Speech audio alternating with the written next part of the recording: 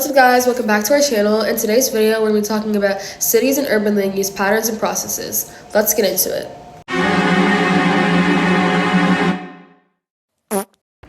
We're going to introduce urban patterns. Urban and rural settlements are different in many ways, and we're going to look at some of the distinct features of urban settlements.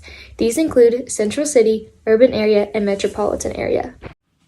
A central city is an urban settlement that has been legally incorporated into an independent self-governing unit known as a municipality. It has locally elected officials, the ability to raise taxes, and the responsibility for providing essential services. An urban area consists of a central city and its surrounding built-up suburbs. The U.S. Census recognizes two types of urban areas: an urbanized area, an urban area with at least 50,000 inhabitants, and an urban cluster, an urban area with 2,500 to 50,000 inhabitants. A metropolitan statistical area, or MSA, is a method of measuring the larger functional area of a settlement, created by the U.S. Bureau of the Census.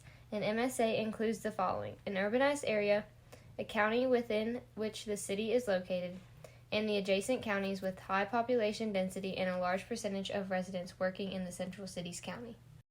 Looks like we're getting a call from Walter Kristaller. He's a pretty important German geographer. Let's see what he has to say. Hey, I'm Walter Kristaller. I heard it in a video about urban land use. Don't forget about my theory. Oh yeah, thanks, Kristaller. No problem, guys. Had to make sure I got my credit. The central place theory helps to explain how the most profitable area can be identified. It explains the spatial distribution of market services in an urban area using hexagons to model. We've already introduced some urban patterns. Now let's talk about what's in the center of these patterns. Downtown is the best known and most visually distinctive area of most cities, precisely known as the Central Business District, or what you know to be the CBD. Some characteristics of a CBD are: it's compact, it's accessible, and it's the oldest part of the city. All three types of services are included in a CBD. Let's take a look at what each consists of. Public services include courts, county, and state agencies and libraries. These facilities are clustered downtown to facilitate access for everyone. Business services include advertising, banking, journalism, and law.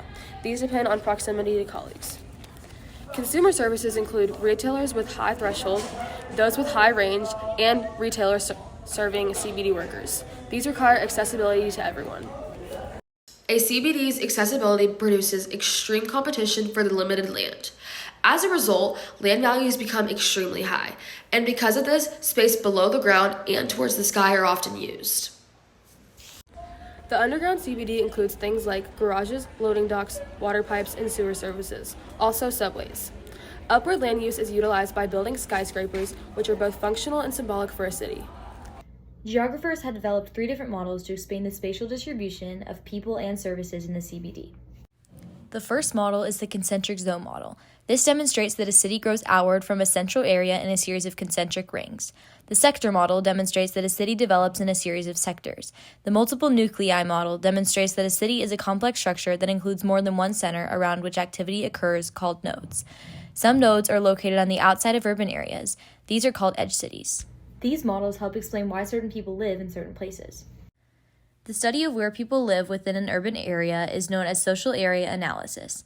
Social area analysis depends on the availability of data of individual neighborhoods. That info comes from the census.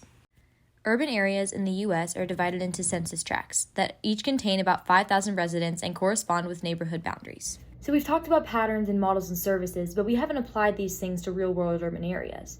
So we're going to look at how they're applied in North America versus in Europe. An example of the concentric zone in North America looks like a middle-income family living in a newer home will be located in the outer ring, and the same family living in an older home will be in the inner ring. In Europe, the concentric zone is like that in the U.S. Older housing is in the center and newer housing is in outer rings, but unlike the U.S., suburban housing is in high-rise apartments, not single-family homes. An example of the sector model in North America is two homeowning families will live in different city sectors because of difference in income. In Europe, this model is similar to the U.S. An example of the multiple nuclei model in North America would be people with same ethnic or racial background are likely to cluster together in an urban area. In Europe, most ethnic and racial minorities cluster in the suburbs of Paris. Now that we talked about the current state of urban areas, let's focus on the origin and future of suburbs. A suburb is a residential or commercial area situated within an urban area but outside of a central city. In 1950, only 20% of Americans lived in suburbs, 40% lived in rural areas, and 40% lived in cities. From there on out, the percentage only climbed. In 2000, 50% of Americans lived in suburbs, 30% lived in rural areas, and 30% lived in cities. This climb in the U.S. was because of desire of space and privacy, less crime and traffic, and rising incomes of families. Cities have to make room for suburbs as they grow more popular. This process of legally adding land area to a city is annexation, which accounts for the residents of a city in suburbs. This process isn't necessarily easy, though. Given the difficulty of annexing suburb jurisdictions, local government in the U.S. is very fragmented. This makes it hard for the country to solve regional problems concerning traffic, waste, and building affordable housing. Strong metropolitan-wide governments have been established to help this. Some U.S. states have taken steps to curb suburban growth. Legislation and regulations to limit suburban growth and preserve farmland has been called smart growth. States that use smart growth initiatives define growth boundaries within which new development must occur. The last thing we're going to talk about is also about the growth of suburbs. Sprawl is the development of suburbs at low density and at locations that aren't contiguous to the existing built-up area. Private developers choose empty land to build on so houses can easily be prepared. The peripheral model, a modification of the multiple nuclei model, displays this suburban sprawl. It shows that an urban area consists of an inner city surrounded by large suburban residential and service nodes tied together by a beltway or ring road. As you travel away from the center of the city, you can see a decline in the density at which people live. This density change in an urban area is called the density gradient. Two changes have affected the density gradient in recent years. The first is fewer people living in the center. Also, fewer differences in density within urban areas. In this video, we covered urban patterns and settlements, CBDs and land use, the 3 city models, and the origin and growth of suburbs. We hope we helped your APHG journey become a little easier And push you towards being AP Alphas yourselves. Thanks for watching!